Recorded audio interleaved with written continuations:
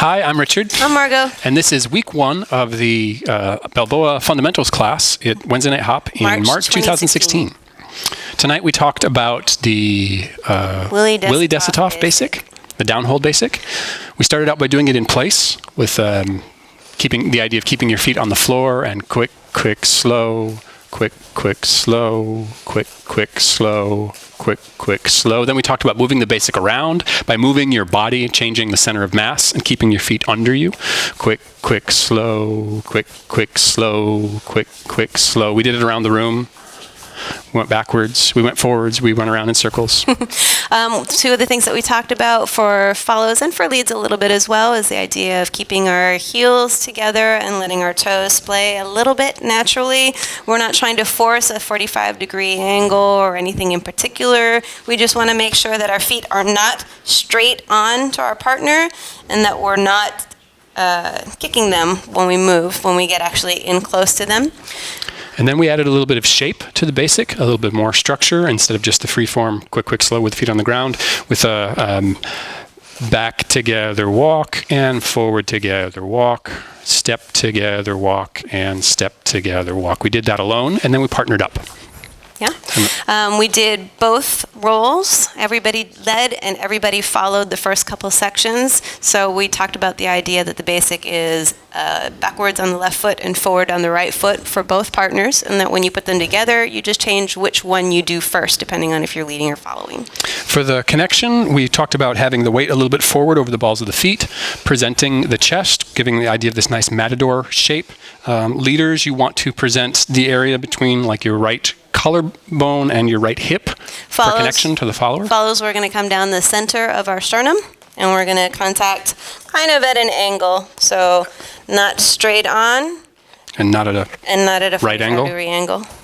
So, and we took the leads, we took the right hand and we wrapped it comfortably around our follower. Depending on the size of your follower, the size of you, you may end up being a little high or a little low, or the connection might be a little different, but you want it to be nice and comfortable. Leads, try to accommodate your follow in terms of where your hand placement is, but make sure that you are also keeping your own elbows nice and relaxed. So if I'm tall, Richard still wants to keep his arm relaxed and move his hand farther up if he needs to. He doesn't want to try and lift his elbow to accommodate my taller back.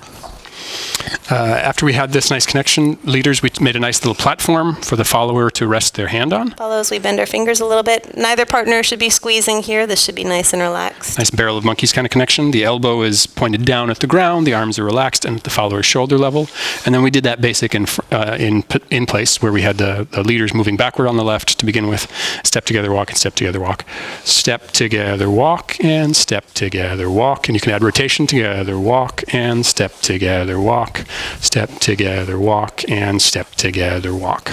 We also talked about a nice way to start the basic, being with a gentle sway, similar to what we do in Lindy Hop. So you have a left, right, left, and back and step back. Together, walk, and step together, walk. Yeah, that's a nice way to kind of get the movement started without just abruptly stepping back.